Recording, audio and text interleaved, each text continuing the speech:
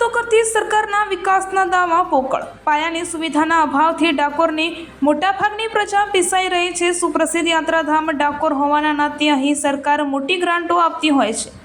આ grant ગટરોમાં, road રસ્તાઓમાં કે પાણીમાં વહી જતી હોય તેવું દેખાઈ રહ્યું છે। અહીંની પ્રજાનો આક્રોશ ભભૂકી ઉઠ્યો।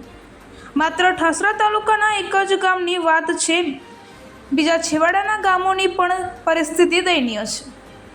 છેલ્લા 3-4 દિવસથી પીવાનું પાણી ઘણા બધા વિસ્તારોમાં મળતું ન હોવાની તથા ગટરો ઉભરાતી હોવાની તેમજ રોડ રસ્તાઓ બળખાબળ સ્થિતિમાં હોવાના ડાકોર શહેરના નાગરિકોનો આક્રોશ જોવા મળી રહ્યો છે।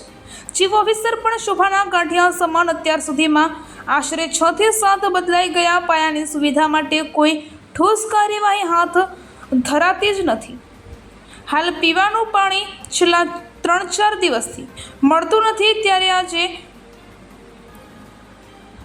પાણીનો બંબો મોકલવામાં આવ્યો છે। આક્રોશ સાથે સ્થાનિક મહિલા જણાવી રહ્યા છે।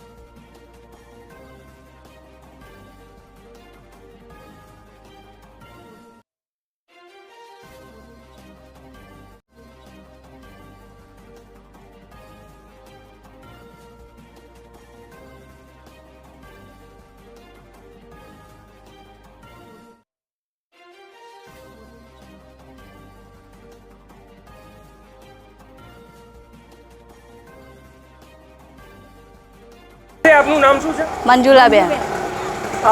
કઈ જગ્યાએ રહો છો? હા, એ ટીકમજીની જૂની ગૌશાળા કઢી। એ કયો વિસ્તાર કહેવાય? કોરાટ રોડ। જે આ પાણી માટે તમે અત્યારે આ રીતે પાણી લઈ રહ્યા છો, શું કહેશો એ બાબતે?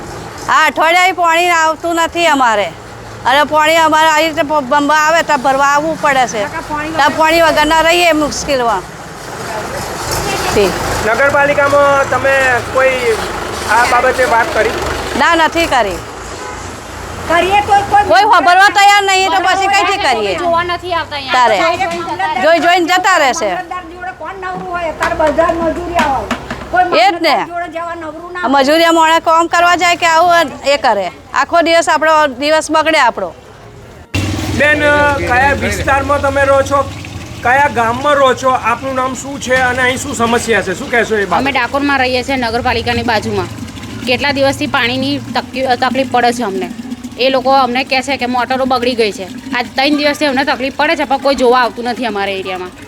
અમે કઈને એ લોકોને થાકી ગયા છે। ગટરો બી એટલી ઉભરાય છે, રસ્તા પર ખાડા પડી ગયા છે, અને કોઈ મેમ્બર સાંભળવા તૈયાર નથી। આવે છે, સરિયા લઈને મારીને જતા રહે છે, અને પછી તો પાણી એવું ને એવું નીકળી જ જાય છે, અને પાણી માટે અમને બહુ તકલીફ પડે છે। 2 દિવસથી 3 દિવસે આજે ટેન્કર આવી છે અમારી બાજુ। કઈને અમે થાકી ગયા। અમારા નાના છોકરાઓ મૂકીને ક્યાં અમે પાણી ભરવા જઈએ?